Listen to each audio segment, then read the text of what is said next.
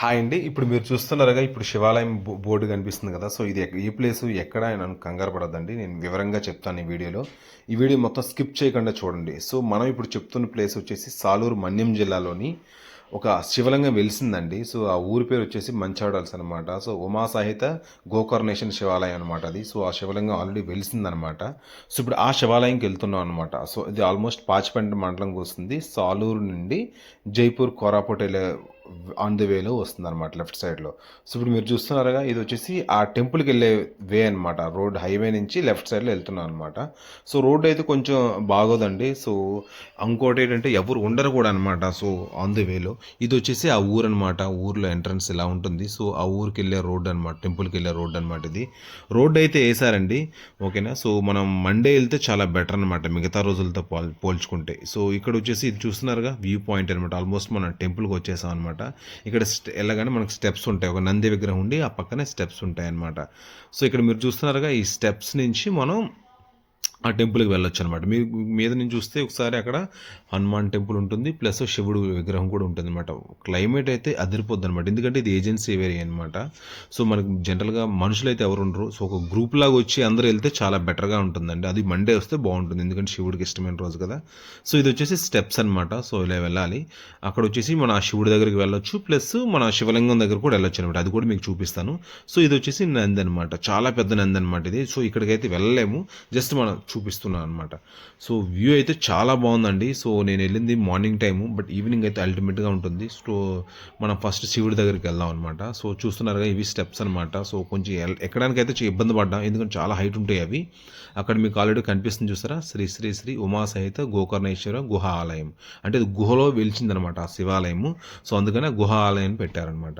So maintenance కూడా చాలా బాగుందండి. ఇంకొక వాతావరణం కూడా చాలా బాగుంటుంది అక్కడ.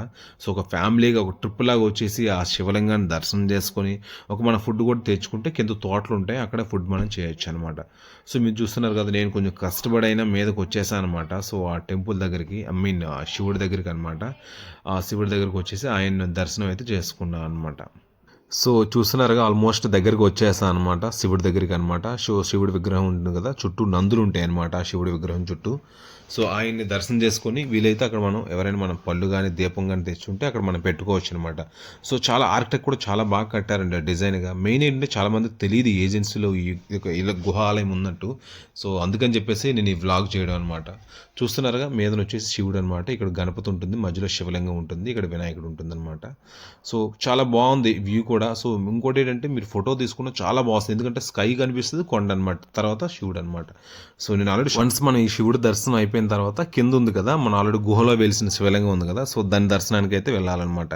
సో మెయిన్ వచ్చేసి అదే అనమాట స్పెషల్ అట్రాక్షన్, ఎందుకంటే గుహలో శివలింగం అంటే రావడం అంటే అది మామూలు విషయం అయితే కాదు. సో అందుకని గుహాలయం అని పెట్టారనమాట దీనికి. సో జనరల్గా మనం దానికి వెళ్ళే ముందు శివుడిని కూడా దర్శించుకొని సో దానికి వెళ్తే చాలా బెటర్ అనమాట. సో అందుకే ఇక్కడికి ఫస్ట్ వచ్చాను అనమాట. సో ఇక్కడి నుంచి నేను ఎలా అయితే వచ్చానో మళ్ళీ కిందకి అలా స్టెప్స్ అన్ని దిగిపోయి అక్కడి నుంచి మన గుహాలయం ఉంది కదా, ఆ ఒక శివలింగం దగ్గరికి అయితే వెళ్ళడం జరిగిందనమాట. మొత్తానికైతే నేను ఇంకా స్టార్ట్ చేశానండి. జనరల్గా ఏంటంటే శివాలయం కదా, అది అయిన తర్వాత ఇక్కడికి వచ్చాను అనమాట. సో ఇప్పుడు ఇక్కడ కూడా స్టెప్స్ ఉంటాయి. సో ఇప్పుడు మీరు ఆల్రెడీ చూస్తున్నారు కదా, ఏనుగు నోరు చాపినట్టుంది కదా, సో అక్కడి నుంచి లోనికి వెళ్ళాలన్నమాట. జనరల్గా ఈ గుహలో ఒక శివలింగం వెళ్చడం అంటే అది మామూలు విషయం అయితే కాదండి, అందుకని గుహాలయం పెట్టారు. ఇప్పుడు మీరు చూస్తున్నారుగా, నేనైతే లోనికి వెళ్ళాను అనమాట. సో కొంచెం మండే అయితే చాలా బెటర్ అండి, ఎందుకంటే ఆల్రెడీ ఒక పంతులు వస్తుంటారు అక్కడికి. సో ఆయన వచ్చి ఉంటారు అనమాట. సో ఇప్పుడు నేను చూస్తారు లోనికి వెళ్తున్నాను, కొంచెం భయం వేస్తుంది అనమాట సింగిల్గా వెళ్ళాలంటే, ఎందుకంటే ఆ లోన్ నేను ఫస్ట్ టైం వెళ్ళాను కదా, చూస్తున్నారుగా మీరు లోన్ చాలా గబ్బులాలు కానీ ఎలకలు అన్నీ ఉన్నాయన్నమాట, ర్యాట్స్ కానీ. సో నేనైతే ఫస్ట్ టైం వెళ్ళా కానీ కొంచెం ఇబ్బంది పడ్డా అనమాట, ఎందుకంటే ఎవరు ఉండరు. అందులో ఇంకోటి ఏంటంటే లైటింగ్ కూడా చాలా తక్కువ ఉంటుందన్నమాట. సో సడన్గా మనకు గబ్బిలాలు వస్తే ఏ ఫీల్ వస్తుంది చెప్పండి. సో దానివల్ల కొంచెం ఇబ్బంది పడ్డా, బట్ ఏదైనా ఏం కాదు, ఓం నమ శివాయ అనుకో అని చెప్పేసి అక్కడ శివాలయం ఉంది కదా, శివలింగంని, దాని దగ్గరికి అయితే వచ్చానమాట. అక్కడ చాలా ఎలకలు కూడా ఉన్నాయన్నమాట, గబ్బిలాలు. మీరు చూస్తున్నారుగా అక్కడ కనిపిస్తుంది కదా, అదే అనమాట శివలింగం.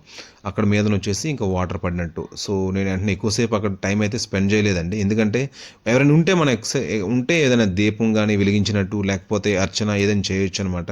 బట్ మండే వస్తే మాత్రం పంతులు గారు ఉంటారు అనమాట. నేను ఎక్కువసేపు చేయకుండా ఇంక బయటకు ఎగ్జిట్ అయిపోయాను అనమాట. సో చాలా బాగుందండి అది.